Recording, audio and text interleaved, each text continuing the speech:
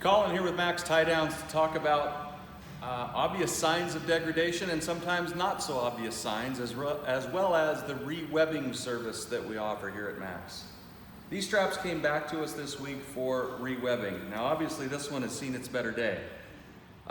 In many cases the degradation signs are obvious like this, and in other cases they're not so obvious. The end of this strap is worn, but it really doesn't jump at you until you get to looking more closely, and you can see that that's probably a third of the way through the webbing thickness. Another tip, if your strap has got our sleeve protector on it, pull that sleeve back and look underneath and make sure that there are no signs of degradation hiding beneath the sleeve as well.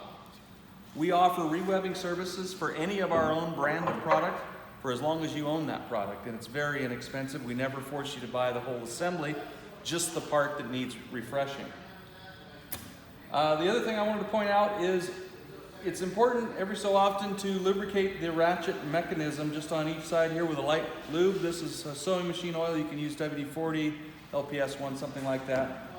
Apply that to the sprocket mechanism on either side of the ratchet. That'll keep it working smoothly. If you need other information or want to buy more great product, 800-666-1586 or find us on the web at maxtiedowns.com.